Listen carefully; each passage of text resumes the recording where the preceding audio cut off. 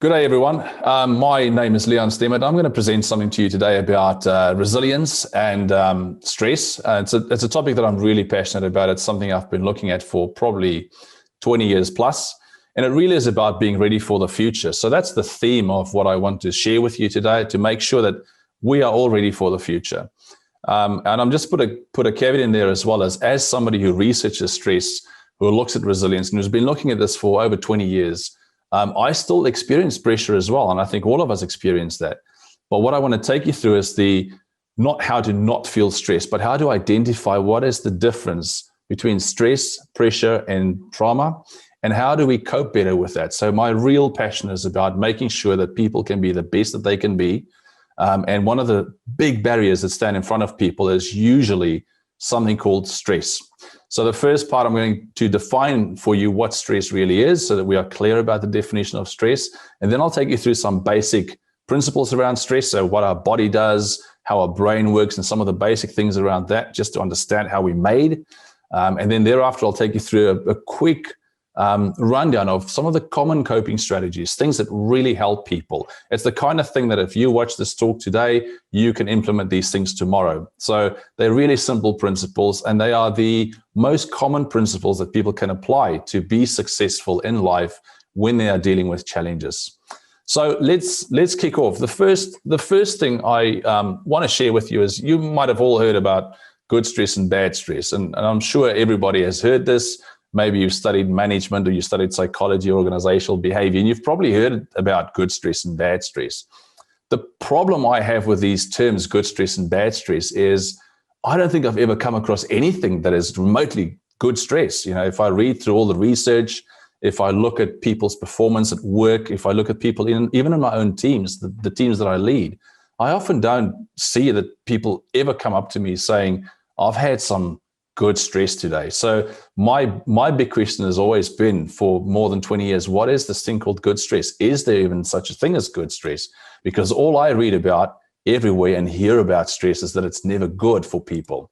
So you might have seen this graph as well, where they plot these things, stress against performance. And then on either side of that, they also have this depression and burnout. And the problem I have with this graph is that there's no statistical data that actually supports this graph. It's a theoretical graph that basically says that people who have too low stress don't perform well, and people who have too much stress reach this level of burnout. And alongside that, they also have these two elements saying depression and burnout. So too little stress leads to depression, and too much stress leads to burnout. Well, if you interpret this graph the way I interpret this, then it means that if somebody has depression, you should give them more stress so that they can perform better. And I take a bet that if you say to anybody who is depressed that you need a little bit more stress in your life so that you can perform better, they probably wouldn't like you saying that to them. So this graph is something that you'll all see if you go through management textbooks, if you go through organizational behavior textbooks, even some psychology textbooks still have this graph in them. And actually the graph is incorrect. It paints a picture of stress that says we should actually have this level of optimal stress, and people struggle to understand what is optimal stress. So a bit of more bad news is that all the articles that I've read, all the research that I've looked at, stress predicts 75 to 90% of all psychological and physical illnesses. And when I say psychological and physical illnesses, it means anything from typically your typical mental illnesses, the most common ones like depression and anxiety, some to the more serious ones. And then physical symptoms of stress could be things like stomach aches, it could be diabetes, it could be all sorts of other diseases that we develop as well. So generally speaking, stress in all the literature that I've looked at over the years predicts 75 to 90% of all psychological and physical illnesses. It doesn't mean that stress causes it, because you might have a virus that causes it, but it does mean that stress predicts the fact that you might develop one of these psychological or physical illnesses. So once again, we go, well, what is this good stress? Because no article I've ever seen ever talks about good stress or measures it. So just a little bit more about some of the definitions. Stress is typically defined in three different ways. Either it's the stimulus, or it's the response, or it is a combination of the two. And what a stimulus means is that basically something out there is what we call stress. It could be the fact that there's COVID-19. It could be the fact that you're losing a job. It could be the fact that there's an illness in the family, whatever it might be. The problem with defining stress as the thing that happens out there, the stimulus, is that two people could have exactly the same situation, in other words, the same stimulus, but they respond completely different to it. So to define stress as the stimulus is not accurate because we have different responses in different people for the same thing. So it cannot really be a reliable definition or a reliable factor in stress. The second way it's then defined is as a response. But that's also problematic because when you're anxious and when you're excited, your body responds exactly in the same way. So your heart rate goes up, your blood pressure goes up, you might even get sweaty palms, sweaty fingers. The third way it's then defined as maybe as a combination of a stimulus and a response. But you cannot take two incorrect or incomplete definitions to make a new definition because that's also inaccurate. And all three of the definitions, stimulus, response, and an interaction between the two, completely ignores individual variability. And individual variability is how you and I individually respond to the things that we experience. And that's the thing that I'm really interested in. In other words, what are the coping mechanisms that people have between here's the thing that happens and here's how I respond to it and what is the outcome from that? So perhaps before we do that, a better way of looking at stress is to say, well, we often confuse the terms of stress and pressure and demands and anxiety and trauma. So when I deal with organizations and people, individuals and so on, I often see people using the terms very interchangeably. And I think part of it is because we're so confused about what stress really is, because we think it's good, we think it's bad. But actually, if we're confused between what demands are and what pressure is and what a stressful event is and what's anxiety and what is trauma, it makes it very difficult for us to respond appropriately to the thing that we need to respond to. So if we think about demands being challenging, we think about being anxious as when you experience things that are dangerous, and that you experience trauma when you've got life-threatening events, then suddenly we start to think, well, how many life-threatening events are there really for us in the modern world, but also in Western society? I mean, I come from Africa, and there are very many situations that are actually life-threatening, and they are very different from events that are just challenging. And so to define those very clearly, that maybe I'm not experiencing something that is life-threatening, I'm just experiencing something that's a challenge, is one of the first steps, is to identify what is the situation that we're in. Is it a life-threatening situation? And if it's not, then we don't have to respond to it as if it's a life-threatening situation. Is it a dangerous situation? And if it's not, we don't have to respond to it with anxiety as if it is a dangerous situation. And if it's just a challenge or some pressure, like getting a report in on time, and speaking in front of people is probably one of the biggest challenges people experience in the modern world, in Western society. And that's just pressure. It is not something that needs to cause anxiety, and it's not something that needs to cause trauma. It is just a bit of pressure and a challenge to get up and speak in front of people, or to get the report in on time, or to start the new job, or to learn how to drive, or to start a new qualification. So that's just pressure. It's just a demand for us to perform. So it cannot be stress. That's just a demand. So I think in terms of the stress response, there are basically two broad responses, and we call them the stress response, which is probably an inaccurate term. But basically, there are two sides to this. The first side is what we call the sympathetic nervous system, and the second is the hypothalamic pituitary adrenal axis, which I'll show you later on. But the sympathetic nervous system is named sympathetic nervous system because it responds in sympathy to you.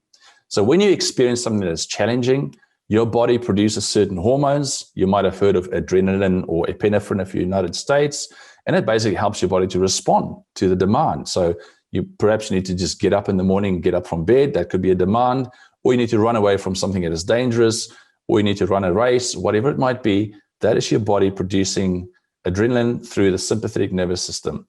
It is a very quick response. It is immediate. And things like adrenaline is metabolized very quickly in your body as well. So there's no long-term effect, and it's a very quick response. But very often we respond with this sympathetic nervous system when we actually don't need to. So in other words, starting a new job, we don't necessarily have to have the sympathetic nervous system activated all the time. There's a time when we've got to just sit back and relax a little bit. And to do that, we've got to activate the parasympathetic nervous system, which is the opposite of sympathetic nervous system. Basically, what that means is you activate it. The fastest way to activate the parasympathetic nervous system is to breathe out. And so there's a lot of sense that comes out from age-old wisdom, which is just breathe.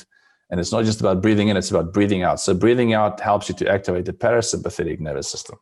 Now, one important thing to remember here is that very often we need the sympathetic nervous system to do what we need to do. So think about athletes, for example.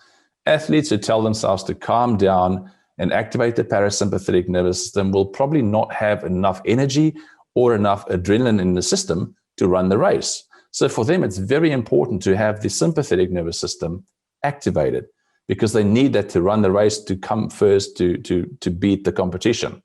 And so for them to say that they want to activate the parasympathetic nervous system is really, really hard and difficult.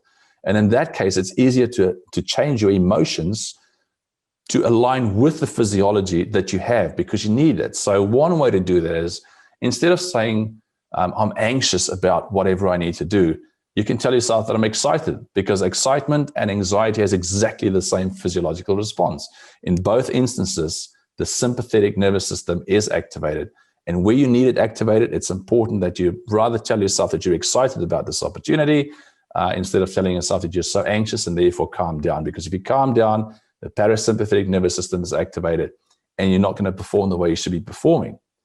So as I said, the sympathetic nervous system, that's a very quick response and the hormones get metabolized very quickly after that as well. The second system is what we call the hypothalamic pituitary adrenal axis.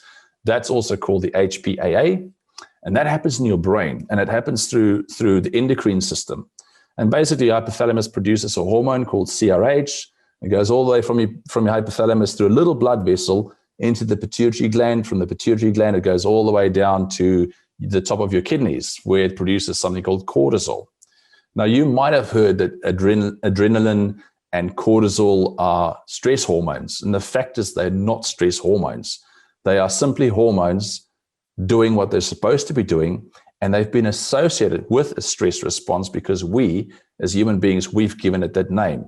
Cortisol has a natural cycle. So when you get up in the morning, your cortisol rises, and when you go to bed at night, your cortisol goes down again. The cortisol levels go down. And it simply is a cycle that we have to follow. The problem we have is when cortisol stays up for longer than it should, and it doesn't come down again. So what cortisol helps us with is cortisol basically helps us to metabolize energy more efficiently.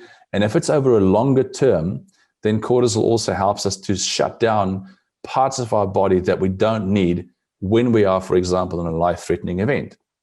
So think about, being in a dangerous situation where you've got to have sustained energy over a long period of time. In those dangerous situations, you don't need your immune system necessarily. So cortisol will shut down the immune system or suppress the immune system. And therefore, that happening over a short term is not a big deal, but that happening over the long term is a pretty big deal because suddenly, if your immune system is not working, then we start seeing all sorts of other illnesses coming and hitting us as well. For example, the seasonal flus or colds or any other sort of disease. It simply is because our immune system is suppressed and is as a result often of too much stress that's over a long period of time and the cortisol levels are not coming down. They stay up and they suppress the immune function. So that's a bit of bad news about what stress is and why I always question this idea of good stress and why it's so important to define pressure versus stress versus trauma as different things. And you can probably think already of a couple of examples where you in a day-to-day situation probably don't experience any stress. You're probably experiencing demands or pressure rather than stress. And so therefore we can then respond to that appropriately. Another couple of definitions I want to just plant in with you is the difference between tenacity, endurance, and resilience. So quite often when people say to me they want to talk to me about resilience, they often use the terms interchangeably as well. So what they describe doesn't sound to me like resilience. It sounds more like tenacity. In other words, I want to be more committed. I want to be able to work harder. I want to be able to work smarter. In other words, I want to be more resilient is what people often say. But that's probably more a case of being tenacious. And the same about being able to work for longer, to work more. That's probably more a case of having endurance. So resilience is not that. Resilience is not the ability to work harder. Resilience is not the ability to work for longer hours. Resilience is all about recovery. So if you want to compare resilience to fitness and to, once again, to running a race, an athlete is fit when their recovery period is short. No athlete can run continuously for very long. At some point, they've got to take a break. At some point, they've got to put more liquids in their bodies or more food in their bodies to continue the race. So that might be long distance runners. They might have endurance. The fact that they commit to that is being tenacious. Resilience is how quickly they recover after the race. In other words, how quickly the heart rate comes back to a normal state and how quickly the blood pressure comes back to a normal state and their breathing. And the same is true for us in general life. There will be times when things happen. And if we don't build time in our day to be resilient, to recover, to think, to reflect on the day, to think about what could be potential solutions, there's no way we can be resilient without building time in our days. So let's get on to some of the most common coping strategies that people could use in terms of that resting, the time of rest. So if you want to build resilience into your day, here are 3 key things that you can do tomorrow to be more resilient, to use that time of rest effectively. The first thing is a concept called worry or rumination. Now, worry and rumination is very much the same thing. Some people might say that rumination is about the past and worry is about the future. I think they are very similar concepts. And quite frankly, you can ruminate about the past and you can ruminate about the future. Rumination, I'll give you an example of rumination. Rumination is when you think about some of the worst things that either happened or didn't happen over and over again. You start asking yourself questions about what if this, what if that, why didn't this happen? Why did these people speak to me that way? What is wrong with me? Why can't I be better? Those are rumination thoughts, and they just keep on going through your head over and over and again, and they lead to nowhere. They don't solve problems. Whereas worry is very simple. Worry might be more social. Worry might be something that is more about the future, but in essence, ruminating and worrying is very similar in principle.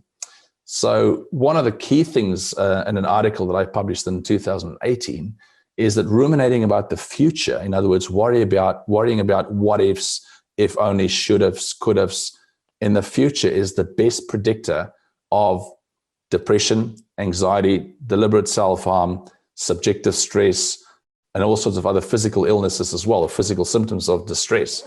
So ruminating about the future is not a good thing. And what people commonly do is they ruminate about the past or something that happened in the past, and they're concerned that that might happen and repeat itself in the future again. So that's not a helpful way of going through life if we continuously think about things that happened in the past and what if it repeats itself in the future, and what if we can't cope with it in the future. So rumination is probably the best predictor of psychological ill health and physical ill health of all the different coping strategies. And I'll take you through the opposite of rumination. So it's easy to say stop ruminating, but the secret is, what is it that we need to do to stop ruminating? And the hardest thing for people to do is when they say to themselves, stop ruminating, stop worrying, it's not beneficial to do that, because as long as you tell yourself to stop worrying or to stop ruminating, you're constantly reminding yourself that you are still ruminating. The best thing to do is to do the opposite of rumination, which is meditation. So depending on your faith, for example, the opposite of rumination could be prayer. The opposite of rumination could be meditation. There are various ways of doing the opposite of rumination. So meditation, for example, is thinking about good things over and over and over again, whereas rumination is thinking about bad things over and over and over again. So the best way to do it is to, instead of ruminating about stuff, is to start thinking about good things, or to start thinking about solutions for problems. Second thing that people can do that is really beneficial, and it sounds such a simple thing, but it's so important, is perspective, is to maintain perspective. Some psychologists might refer to perspective as detached coping. And detached coping sounds like a very cold and clinical term, but actually detached coping is very much about seeing things in perspective. It's all about, if this is a molehill, don't make a mountain out of it. So if this is a molehill, don't make a mountain out of it. But the opposite is also true. If something is a mountain, in other words, it's a big deal, don't just make a molehill out of it. And the reason why that's important to see things in perspective is, if something is actually just a molehill, so it's a small thing, and we blow it out of proportion, then we make it a bigger deal than it really is. And we spend more time and resources and energy on that small thing that we've made so big. And the opposite of that is if we take a big thing and we downplay the enormity of that event, then we under-resource ourselves. We don't spend as much time on it as we should, and that leads to all sorts of other problems. You can maybe compare that to, for example, under-preparing for climbing a mountain. You don't take all the tools you need. You don't take all the provisions you need. You don't take enough food and water or any other resources. And so therefore, climbing that big mountain becomes so much harder simply because we don't have the resources. And we thought that it's just a small thing when it's in fact a big thing to deal with. So resilient people are very good at seeing things in perspective and finding ways to build resources around themselves to deal with whatever it is that they need to deal with. The last thing I'll mention is something called cognitive or behavioral habits. We all have these. There's a way that we typically respond to things. Someone says something to you and you typically think in a certain way, which means you typically respond in a certain way as well. So those cognitive, we call it cognitive habits and even behavioral habits, the way we behave based on the way we think, we've developed those over a period of time. So it takes a period of time to also change that then. And it's all about the neural pathway. So there's a physical neural pathway that we have. And if this thing happens, then we automatically respond in this way. So what we need to do is change those pathways. And one way to do it is to change our behavior. So thinking ourselves out of something is really, really hard. And I'm pretty sure all of you have experienced that, where you try to think yourself out of a difficult situation and you just can't, because what we typically do is we ruminate. And the more we ruminate, the more we think about the thing that we're concerned about, and the more those neural pathways are starting to form. So one way to change that is to change our behavior. It's basically we behave ourselves out of a neural pathway. Instead of worrying, take a walk. Instead of being concerned about a certain way of responding to somebody who says something in the wrong way, maybe just take a break, step back, walk out of the room, come back later. So it's about actively finding ways to change the way we think and respond typically or habitually. It does take work. And it's not an easy task. But what I always say to people is, even though it's not easy to change those behavioral habits or to change those cognitive habits, it's also not easy to continue thinking and feeling and behaving the way that we do if it's not good for us. So the one is a bit of effort to change that versus a lifelong journey of struggling with certain behavioral habits that we have. So those are three key things that you can do. And I'm going to briefly explore a couple of them in a bit more detail. So in terms of perspective, the question to ask yourself is whether you're living second by second, minute by minute, hour by hour, day by day, week by week, month by month, year by year, or decade by decade. And the reason why that's important is if we want to find something to get worked up about or to get stressed about, we could probably find something every single day and even in parts of a day. But if we see that thing that happens that we are so concerned about in perspective or in a longer perspective, instead of saying this is a big deal, we say, will this be a big deal 6 months from now? Will this be a big deal 5 years from now, 10 years from now? So we start asking those sorts of questions. That's a really valuable way of maintaining a level of perspective to make sure that we don't overreact to every single thing that comes across our path. Once again, this is part of the cognitive habits as well, the mental habits. We simply have to teach ourselves to first think about the situation we are in before we respond to that situation. Because often if we respond to a situation habitually, what often happens then is it makes the problem so much worse, simply because we might be rude to someone, and we might say something to them that maybe offends them. And so it's better to sometimes just take a step back and think, is this going to be a big deal 6 months from now, a year from now, 2, 3, 5 years from now? So seeing things in a longer perspective is a really useful way.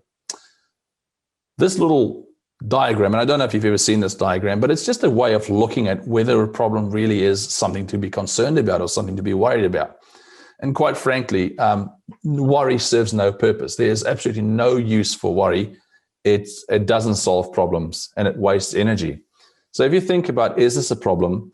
Question to ask is, whether it's a problem or not, the question then is, can I do something about it or can't I do something about it? Because either way, whether we can do something about a problem or whether we can't do something about a problem, it's never something that we need to worry about. In other words, if we can do something about the problem, well, there's a solution for it, so we don't have to worry about it. If we can't do anything about it, then it's also pointless to worry about it, because that's just the way life is. And I think if we can see things from that perspective, it genuinely helps us to think differently about life and the things that come our way. This rocking chair resembles a quote from somebody called Irma Brombeck, who had a pretty tough life. And I love what she said. She said, worry is like a rocking chair. It gives you something to do, but it's not going to get you anywhere. And I think quite often that's what we do, is we find ourselves sitting in the rocking chair, going back and forth in the rocking chair, worrying about stuff, ruminating about things, but we're not actually doing anything about the problem. We're just thinking about the problem. We're not even contemplating any solutions. And why I like this picture is, besides the rocking chair standing in a very dark room, on the outside, there's light. There's probably people out there who could support us. There might be resources out there. And so instead of sitting in this dark chair, in this dark room, just rocking back and forth and worrying about a problem, it might be better to just get up, walk out, and see what is out there, to find some resources and people who can support us. And we'll touch on that a bit later on as well. So these are some further tips and tricks. The previous things, ruminating less and worrying less, seeing things in perspective, and changing our cognitive and behavioral habits.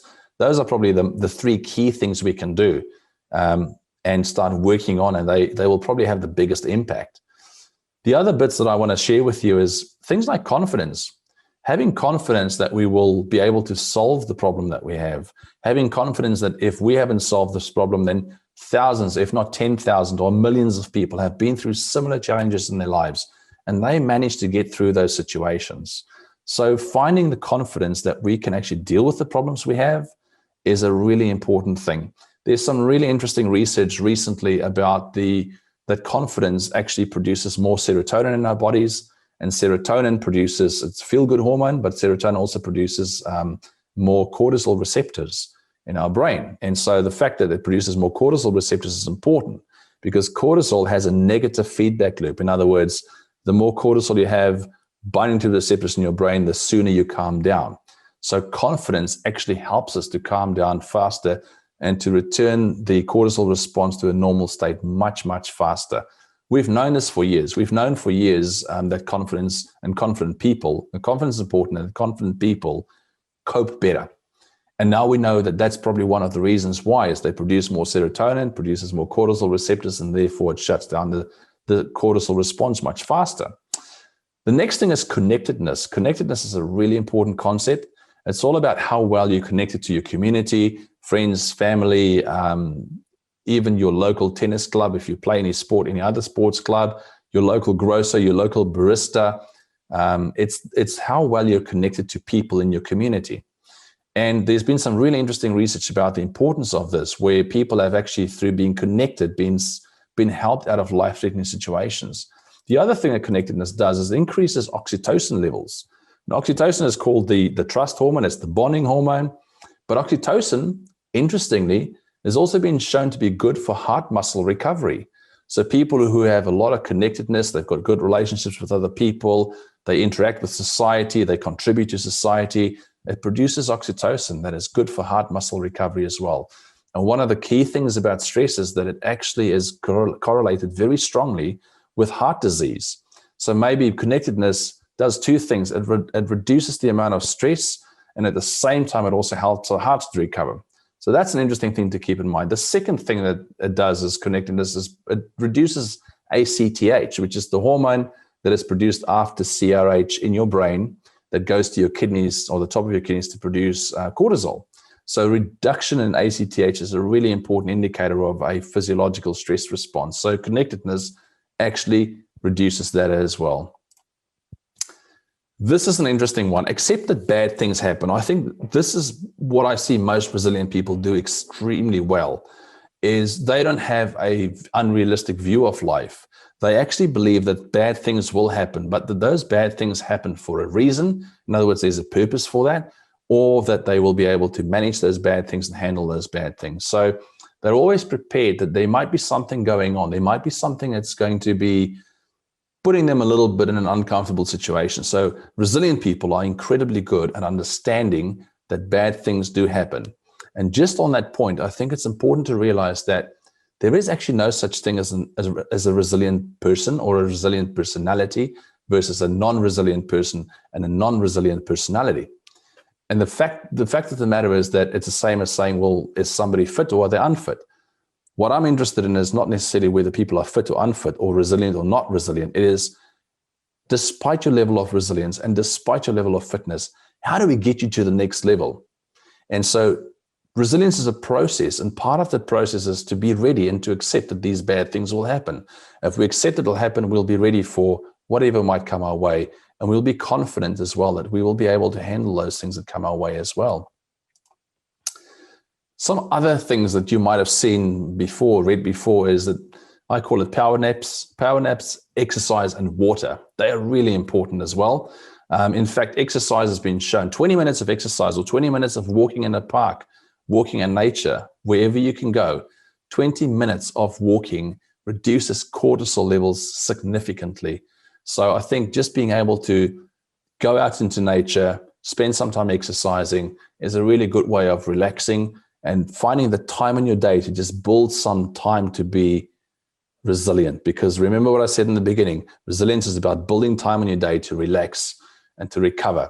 And so exercise is a good way of doing it. Eating the right food, drinking enough water is very important as well, sleeping well, and then posture. Just want to touch a little bit on sleeping well. So generally speaking, people say we should get about 8 hours of sleep a night on average. And it's quite important because I think sleep is a very underrated aspect of mental health. So if we can find a way to sleep properly, 8 hours in a 24-hour cycle is really important. But here's something else that you might not have thought about. If you sleep 8 hours a day or 8 hours a night, it means you sleep a third of your day, which means by the time you reach the age of 75, you've been sleeping for 25 years of your life. Now, that doesn't mean that you should sleep less. What it does mean is we are sleeping for a third of our lives and we are awake for 2/3 of our lives. Let's use the 2/3 constructively and productively. And spending that time on worrying, spending the time on things that are actually not helping us at all is just being unproductive. So let's really focus on those 2/3 of our lives where we can be productive and contribute to society and also find time in our day to relax. But definitely get the sleep. Find a way to get more sleep if you need to. Posture is an interesting concept. So posture is basically about how do we stand upright? Do we slump down? And there's some interesting research that points to the fact that posture, standing up straight, for example, with a confident posture, not an arrogant posture, but a confident posture, helps you to also seem more confident, to feel more confident, and therefore to produce more serotonin. And we've already heard that serotonin is good for cortisol receptor production as well. So these are just some simple things that you could do. I also want to focus a little bit on prioritization, because this is another thing that resilient people do incredibly well. In front of you on this slide is a airplane cockpit. So you can imagine that if you sit in this cockpit, there's a whole bunch of dials, there's a whole bunch of, you can call them in an organizational context, you can call them KPIs, you can call them indicators of all sorts of other things, you can call them different things in your life that might be going wrong. But imagine that you're a pilot sitting in this cockpit. And imagine there's a fire on the wing and you need to land this safely with all the passengers inside as well. What will you focus on? Will you be focusing on all the different dials, or will you be focusing on steering, in other words, direction and speed, in order to get the plane landed safely on the ground? And I think the same applies to our life. There's so many things going on in our lives. We've got work, we've got clubs, we've got children, we've got family. There might be so many different things going on. But at some point, when bad things do happen, we've got to prioritize, and we've got to focus on what's going to help us to land ourselves safely. And I think that's a key thing that resilient people do incredibly well, is they've got this ability to prioritize and to say, well, right now, I've got to focus on the thing that's going to help me most. And trying to do everything when there's some big thing going on in our lives is not possible. So we've got to find the resources, but we also have to prioritize to say, how do we get this plane landed safely? In other words, what is the priority for us to focus on most? We often ask the wrong questions, and asking the right questions, once again, is a very underrated aspect of coping effectively. So quite often we will ask ourselves questions that just puts us deeper into a negative thought spiral or a deeper emotional spiral. And the problem with questions is that if we ask the wrong question, we think we get the wrong answer. And if we get the wrong answer, we've got the wrong thought. And if we get the wrong thought, we've got the wrong emotion and the wrong feelings. And if we've got the wrong feelings, we behave inappropriately. And if you behave inappropriately, there might be consequences and outcomes that are undesirable. What will be the right question? So I've got some examples for you. the two above, the two questions, the first questions are things that we often ask ourselves. The first question we often ask ourselves is, what have I done wrong to deserve this? And the second question we ask is, why did they do this to me? I mean, these are just two examples of some common questions that we ask ourselves that are not beneficial. I guarantee you, doesn't matter how many times you ask those questions, and it doesn't matter how many times we get an answer for those questions, no answer to those questions will ever give us any sense of satisfaction. A better way to phrase this is, what does this provide me with that I didn't have otherwise? In other words, if this is an opportunity, what can I do with this? Even if it's a difficult situation, what can I do with the situation? What can I do because of the situation? What can I do in this situation? Do I have special skills? Do I have special experiences? Do I have a knowledge that I could maybe contribute to a situation that will actually help me and other people? So it's really key for us to ask the right questions. I think an important thing that we often forget also is, in terms of resilience, we've got to build capacity. So for example, if we're going to take a drive on a long road, we need to be able to have a reserve tank. So we need to put fuel into our tank for the distance, but we also have to put a little bit extra in the tank just in case something happens and we need to take a detour or whatever else. And I think quite often what we do in terms of resilience in life is we don't build any capacity or any additional capacity into our system, whether it's psychologically, whether it's within our body, physically, physiologically.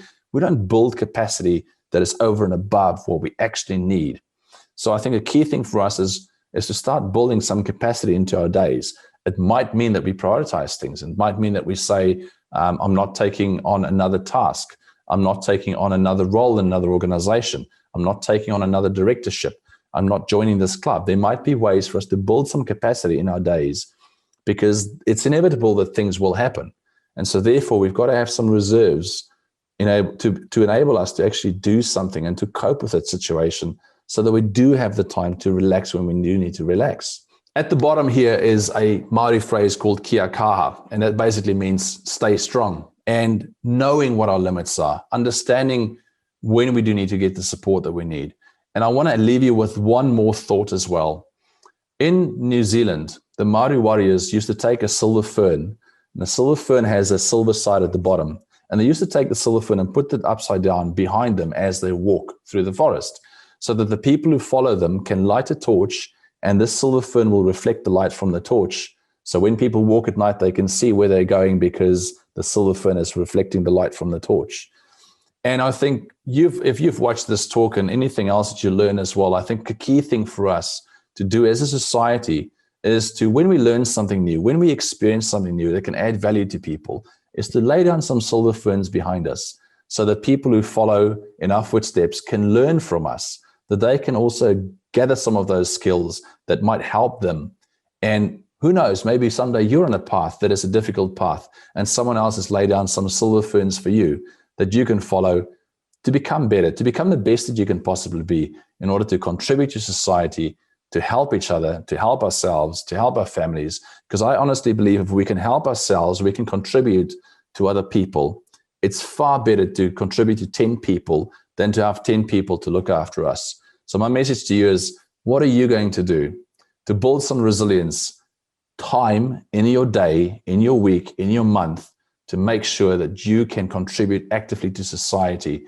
Because you are important to society. You're important to your family. You're important to your organization. You're important to everybody that you interact with. And we need you to be that person that can support other people as well. And to also find the help and the resources that you can get from other people. So go think about all of the elements that I've mentioned. There's quite a lot of content. And do feel free to get in touch with me as well if you have any questions, and I look forward to hearing from you. Thank you very much for your time. It's been great to share some thoughts with you about a big topic in a short space of time, and send me messages. I look forward to that.